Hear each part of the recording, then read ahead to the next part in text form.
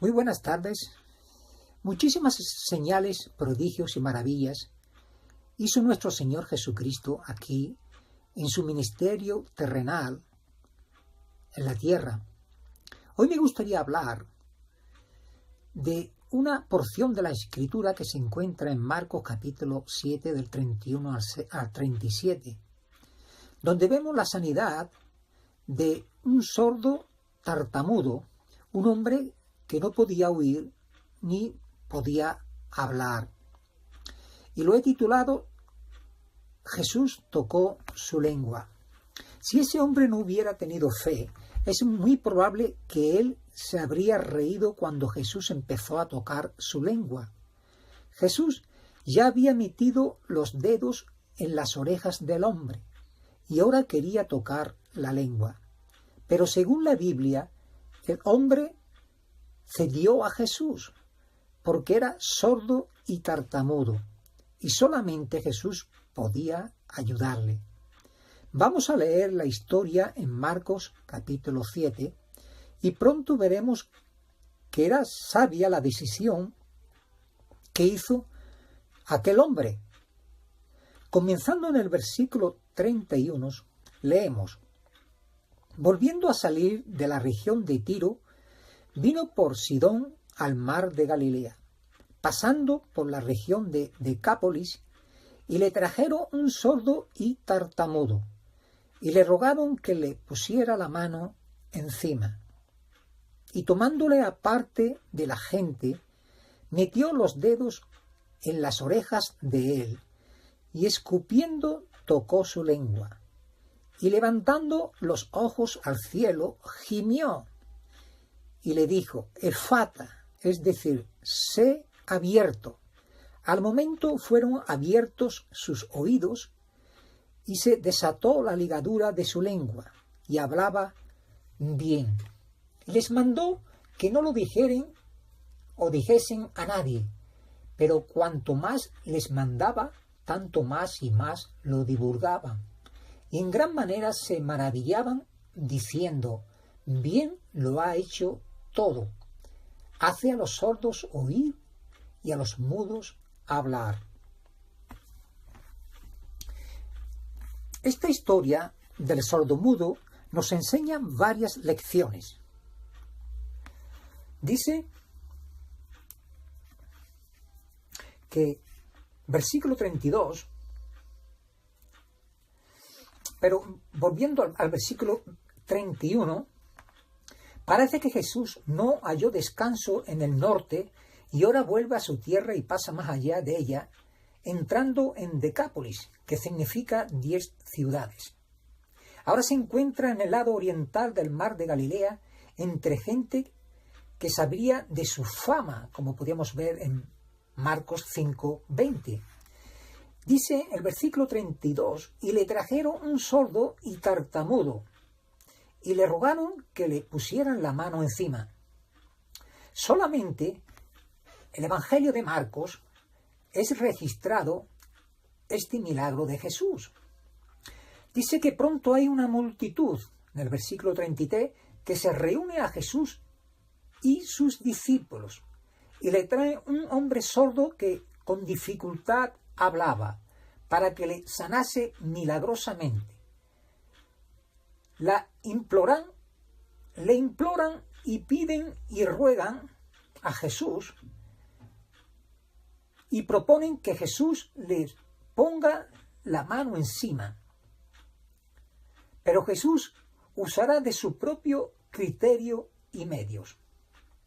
Dice versículo 33, y tomándola aparte de la gente, Jesús hizo sus milagros bajo diferentes circunstancias, aunque a veces sanaba públicamente, como vemos en Marcos 5 del 21 al 34, a veces de lejos, como vemos en Marcos 7, 9, 29, también lo hacía aparte del público, como lo podíamos ver también en Marcos 5 del 40 al 42.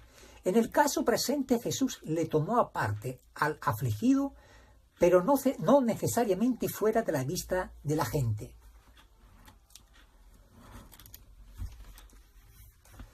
Dice,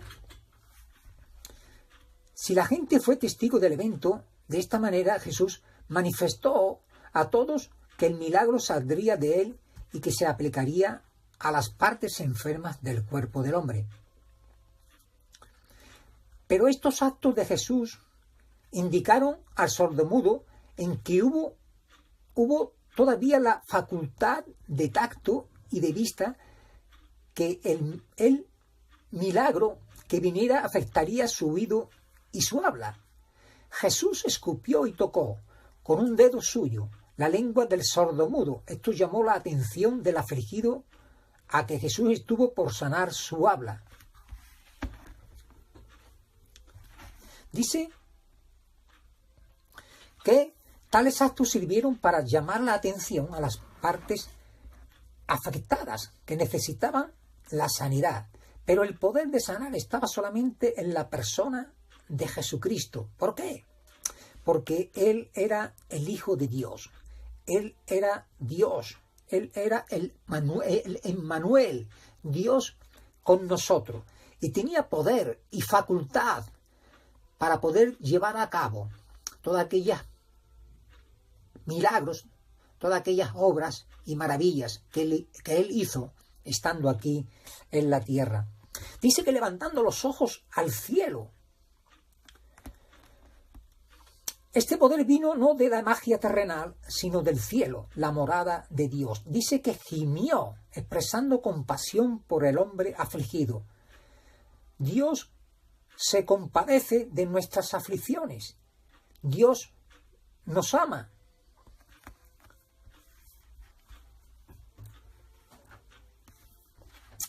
Dice, siguiendo con este contexto de este sermón estudio, esta historia del sordomudo nos enseña varias lecciones. Una lección se ve en las palabras del versículo 35. Fíjese usted en el orden de las palabras. Primero fueron abiertos sus oídos y luego se desató la ligadura de su lengua y hablaba bien. Es muy probable que la mudez de este hombre fue resultado de la sordera, porque se aprende a hablar por el oír. Es lógico entonces que la restauración del oír fue seguida por la habilidad de hablar. En un sentido espiritual, la misma verdad se aplica en nosotros. No decimos nada de mérito ni de provecho sin primero haber abierto los oídos a la palabra de Dios. Palabras provechosas siempre resultan del oír cuidadosamente, con cuidado. Pero hay otra lección más importante. Tiene que ver con las acciones de Jesús en cuanto a las orejas y la lengua del hombre. Para cualquier hombre, cooperar con el Señor de tal manera como lo hizo el tartamudo, se demanda gran confianza en el otro, ¿verdad? Sería muy vergonzoso dejar que otro tocara la oreja o la lengua a menos que la persona supiera que tal acción le sanaría. ¿Qué pensaría otros de ello? Porque nadie había oído de sanar la sordera por solamente tocarse la oreja. Pero el tartamudo no se avergonzó de hacer una cosa que seguramente parecía ridícula a otros. Él tenía plena confianza en Jesús. Él tenía fe. ¿Y qué de usted y de mí, mis queridos hermanos y amigos y amigas? ¿Tiene usted realmente fe en Jesús que le puede dar sanidad? Y esa sanidad espiritual, la sanidad de su alma. Por lo tanto, vemos que la clase de fe que Jesús demanda de nosotros es una fe que coopera por medio del hacer. Sea sacar la lengua, sea lavarse en un estanque, como fue lo mandado al ciego de Juan 9:7, si me queréis acompañar. Vamos a Juan, capítulo 9, versículo 7.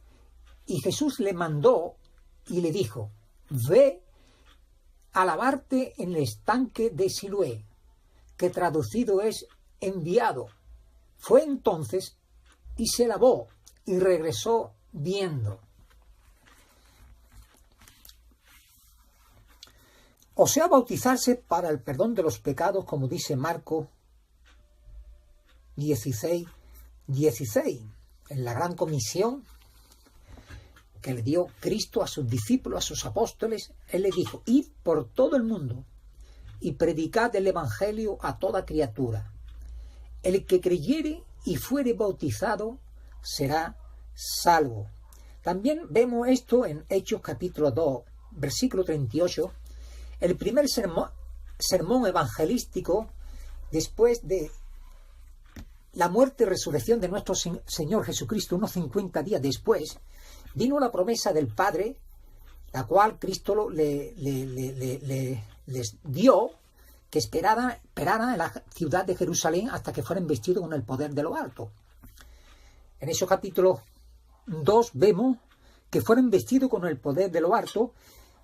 Pablo, con los 11, les predica de Cristo, que Dios la ha hecho Señor y Cristo, y llega al versículo 38, donde, podíamos leer también el versículo 37, porque es muy importante, porque las personas que estaban oyendo, ¿verdad?, aquel sermón, dice, versículo 37, hicieron algo, o preguntaron algo.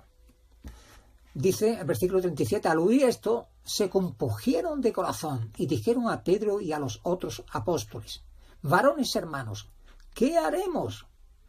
Pedro les dijo: arrepentíos y bautícese cada uno de vosotros en el nombre de Jesucristo para el perdón de los pecados, y recibiréis el don del Espíritu Santo. En todo Jesús demanda una fe que se puede ver, como dice también, si me queréis acompañar, en Marcos, pero en el capítulo 2, en el versículo 5, dice así: al ver Jesús la fe de ellos, dijo al paralítico: hijo, tus pecados te son perdonados. Es decir, al ver la fe de aquellos 4 amigos que traían, ¿verdad?, en un lecho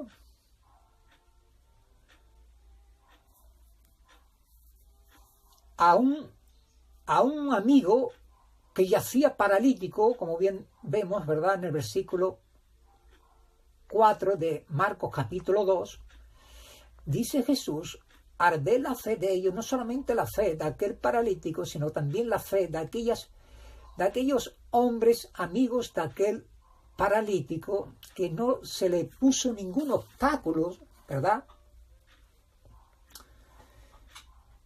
Dice, versículo 4, y como no podían acercarse a él, a Jesús, a causa de la multitud, porque, dice que no, es imposible, ¿verdad? La multitud estaba y se le prohibía, ¿verdad? Se le prohibía aquella entrada, ¿verdad?, para llevar a su amigo paralítico. Dice que descubrieron el techo de donde estaba Jesús, y haciendo una abertura, bajaron el lecho en que yacía el paralítico. A ver Jesús la fe de ellos, dijo al paralítico: hijo, tus pecados te son perdonados. El tartamudo podía razonar que era absurdo lo que Jesús le pedía, pero en vez de eso sacó la lengua y fue sanado. Dice, ¿verdad?, que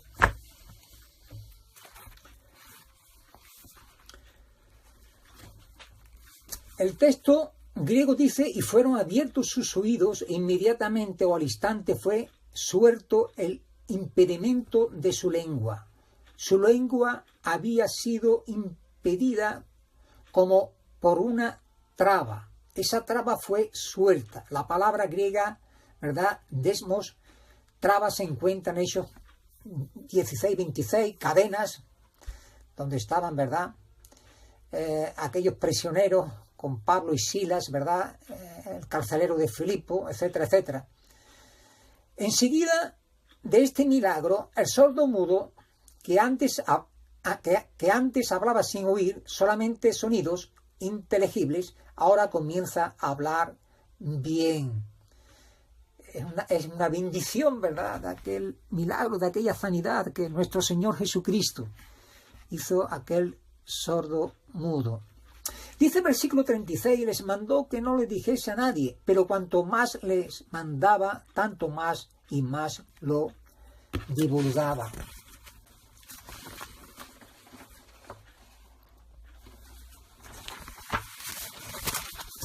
Bueno, vemos, ¿verdad?, que el mandamiento del Señor de que no fueran divulgándose, porque, bueno, iba a ser, en cierta manera, iba a ser impelido, ¿verdad?, iba a ser dificultoso, ¿verdad?, aquella misión de nuestro Señor Jesucristo. Jesús daba órdenes según las circunstancias del momento y conforme al bien de su plan de obra en su ministerio personal.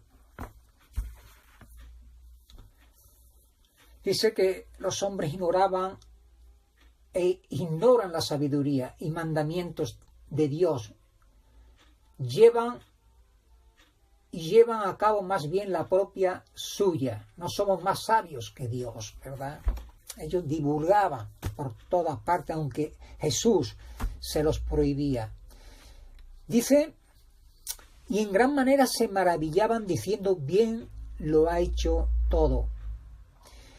Expresaron su admiración con estas palabras, bien lo ha hecho todo, pero sin duda no comprendieron debidamente el verdadero significado de sus palabras. Ellos en particular la expresaron con referencia a los milagros de Jesús, a ser testigos de la curación del sordomudo, pero la excelencia de la obra de Jesucristo abarca mucho más. Todo lo que Dios hace es bueno en gran manera, como dice Génesis 1:31. Yo como hijo de Dios, ¿cómo hago yo todas las cosas? La hago buena en gran manera. Le imito, como dice Efesios capítulo 5, versículo 1, sé imitadores de Dios como hijos amados. Amo a Dios sobre todas las cosas, con toda mi alma, todo mi corazón, con toda mi mente, con toda mi voluntad, y a mi prójimo como a mí mismo. Tengo pesar y dolor por aquellas personas que están en estos días detrás de esas imágenes, representaciones de hombres, de mujer, y que siguen con la idolatría. Hermanos, amigos y amigas, que Dios os bendiga, que les ayude a reflexionar sobre estas palabras. Muchísimas gracias por vuestra atención y hasta la próxima. Que tengáis un buen día.